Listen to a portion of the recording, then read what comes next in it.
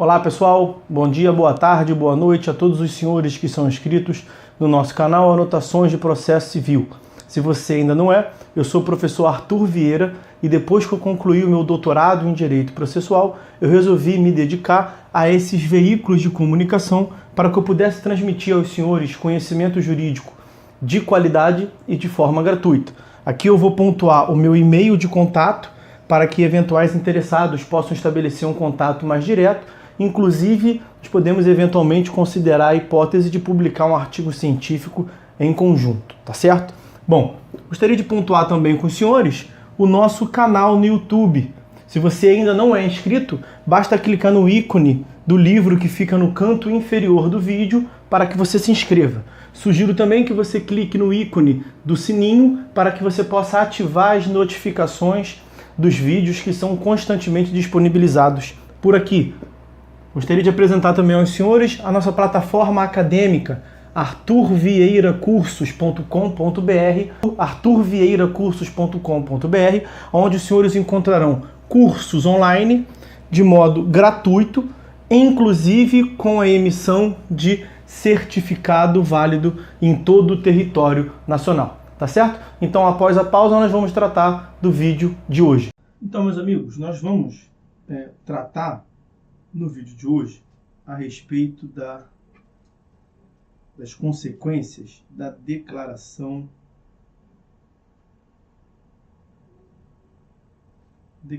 reconhecimento de incompetência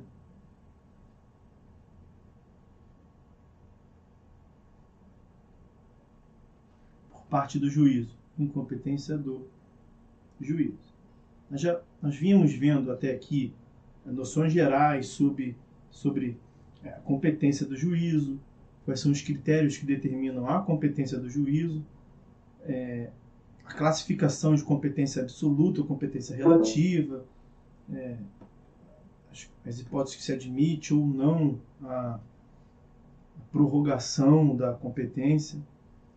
Enfim, tem casos que você tem que reconhecer, portanto, que o juízo é incompetente. E aí, o que nos compete aqui analisar, portanto, é nessas hipóteses em que ele é, portanto, incompetente, quais são as consequências dessa declaração de sua incompetência. É isso que nós vamos estudar aqui. E o que eu quero deixar claro para os senhores é o seguinte: nós temos que tratar aqui de... é simples, tá? Mas é porque nós temos que ver duas circunstâncias que geralmente são apresentadas para os senhores, que acaba criando confusão que não deveria existir, mas é porque há uma distinção de tratamento, em primeiro lugar, em relação a uma legislação especial, que é do Juizado Especial Cível, e há uma outra distinção, do ponto de vista prático, desta feita em relação ao Código de Processo Civil de 73. Então, quando a gente olha para o CPC, nós devemos, em primeiro lugar, considerar o CPC de 2015 em face da lei do Juizado Especial Cível. Devemos também olhar o CPC de 2015 em face do CPC de 73, porque ele vai ter pontos diferentes tanto em um caso quanto em outro. E é isso que eu quero chamar a atenção para os senhores, porque eu volto a dizer, é simples. A consequência é simples. Qual é a consequência que eu quero que os senhores tenham em mente? A declaração de incompetência do juízo vai resultar na remessa dos autos ao juízo competente, vírgula, preservando-se as decisões proferidas pelo juízo que até então era incompetente, pelo juízo incompetente. E aí vamos, portanto, ver o que isso tem de diferente aqui e ali. Vamos diferenciar. Eu disse que isso tem regra diferente em cada um desses diplomas. O que tem de diferente para com o Juizado Especial Cível e para com o CPC de 73. Tá bom, senhores? Vamos lá. Remessa dos autos ao juízo competente. Remessa dos autos ao juízo competente. Essa primeira parte aqui é distinta em relação à lei do Juizado Especial Cível. Por que é distinta? Porque no sistema do Juizado Especial Cível, apenas no sistema do Juizado Especial Cível, a consequência da declaração de incompetência é a extinção do processo. É a extinção do processo. Ah, professor, então é o seguinte, eu atuo muito em juizado, quer dizer então que no sistema processual, sempre que um juiz reconhece a sua incompetência, a consequência é a extinção do processo? Não, filho, é que na sua atuação prática, como ela é no juizado, acaba que o que você vê muito é isso. A declaração, o reconhecimento de incompetência do juízo acaba acarretando na sua experiência prática profissional, como você estagia em uma secretaria de juizado, ou como você atua em um escritório que presta muitos serviços, assessora muitos clientes em juizados especiais, isso acaba acontecendo lá. Mas não é a consequência tradicional do sistema processual civil brasileiro. Eu estou dizendo que a declaração de incompetência do juízo, como regra, acarreta a remessa dos autos ao juízo competente. E onde é que está isso previsto? Artigo 64, parágrafos 3º e 4º do CPC. E na lei do juizado tem um dispositivo próprio lá, que é o artigo 51 da lei 9.099 de 95, que prevê a extinção do processo. Tá? Então essa é uma hipótese excepcional, a extinção do processo, que ocorre apenas na sistemática do juizado especial. Mas veja, a gente pode continuar aqui. Eu dizia que a declaração o reconhecimento de incompetência do juízo provoca a remessa dos autos ao juízo competente. E eventuais decisões proferidas por esse juízo incompetente são preservadas, preservando-se as decisões proferidas pelo juízo competente, até que o novo juízo, que vai receber os autos que foram para lá remetidos, venha a proferir decisões em sentido contrário. Ou seja, o juízo que se declarou incompetente, antes de se declarar incompetente e remeter os autos ao novo juízo, ele proferiu decisões. Ele remete os autos ao juízo competente. Enquanto esse novo juízo não proferir novas decisões, as decisões anteriormente proferidas pelo juízo A serão mantidas.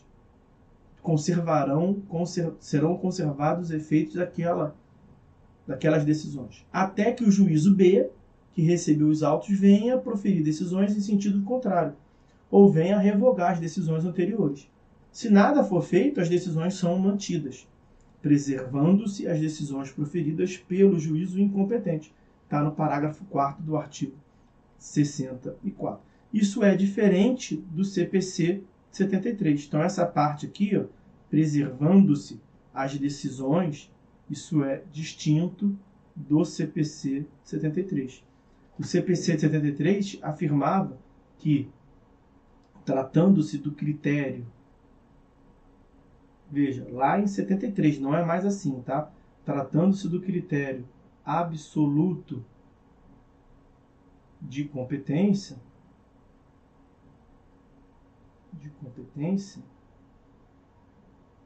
as decisões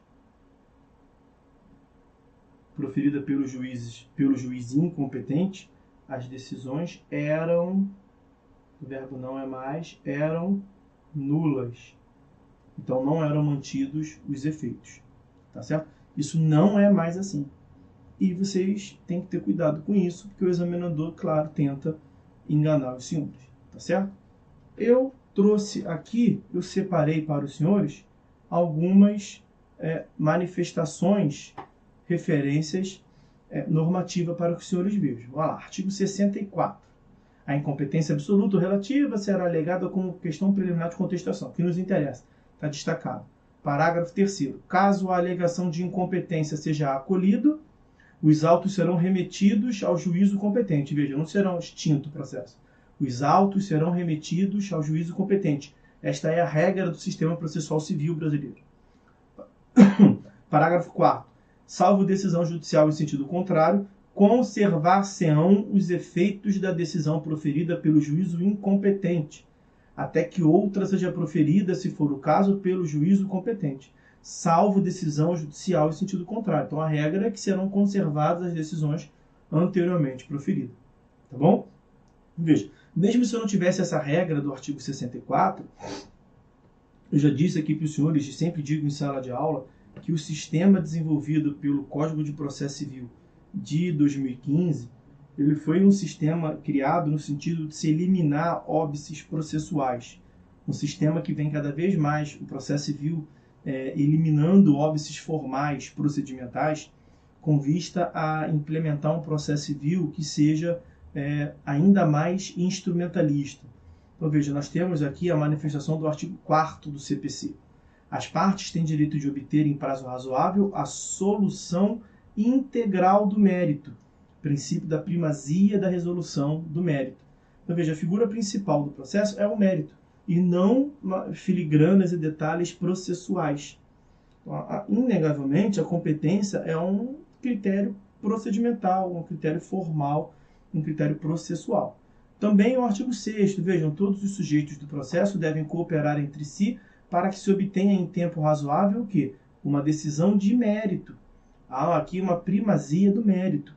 Decisão de mérito justa e efetiva. Uma outra referência a essa primazia do mérito como um todo no processo. Artigo 139, que trata dos poderes do juiz.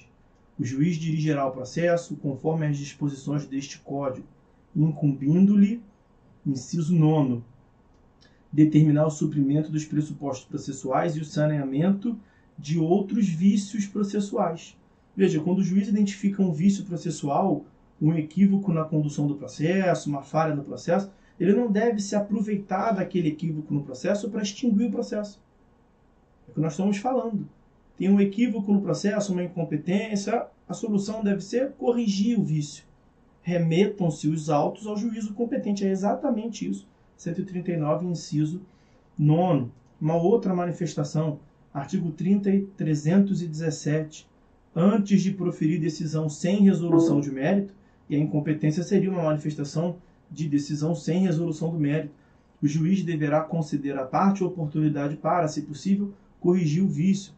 Aqui não seria nem hipótese da parte corrigir o vício. O próprio juiz corrige o vício. Mas se for o caso, se a solução do ordenamento fosse a extinção do processo, não seria nem a hipótese, pelo 317, de uma solução espontânea e imediata do processo. O juiz deveria avisar para a parte, olha, está errado, corrija esse vício aí. Porque veja, logo abaixo do 317, nós vamos tratar do 319. A petição inicial indicará, e vem os requisitos da petição inicial. Inciso 1º, o juízo a que é dirigida. O juízo a que é dirigida é o juízo competente.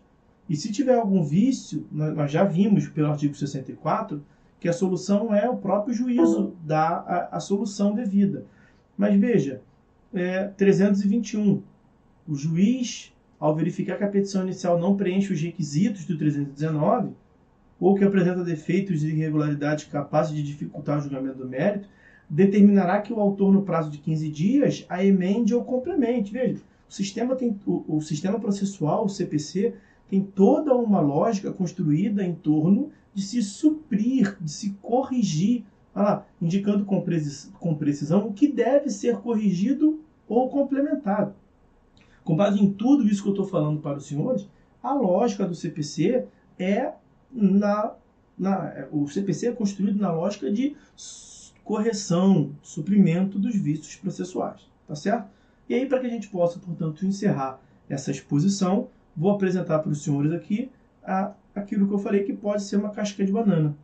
Artigo 51 da Lei 9.099 de 95, que é o ato normativo que disciplina o sistema dos juizados. Artigo 51. Extingue-se o processo, além dos casos previstos em lei. Então, aqui, no sistema dos juizados, é sim hipótese de extinção do processo. Veja, aqui é diferente de tudo que nós falamos até então. Aqui é a hipótese excepcional no caso específico dos juizados. Cuidado para não confundir, só nos juizados. Artigo 51. Extingue-se o processo. Inciso 3º, quando for reconhecida a incompetência territorial, além de outras hipóteses. Tá certo? Então, cuidado para não confundir uma situação com outra. Em regra, não se extingue o processo. Essa é a regra geral. A declaração de incompetência gera, vou destacar aqui para os senhores, a declaração de incompetência do juízo não acarreta a extinção do processo, porque ela gera a remessa dos autos ao juízo competente. E ao se remeterem os autos ao juízo competente, preservam-se as decisões proferidas pelo juízo incompetente, até que uma outra decisão em sentido contrário seja proferida. Ou seja, se nada for dito em sentido contrário, mantém-se a decisão do juízo incompetente, mesmo que seja absolutamente incompetente. Tá certo? Forte abraço a todos, até uma próxima, bons estudos!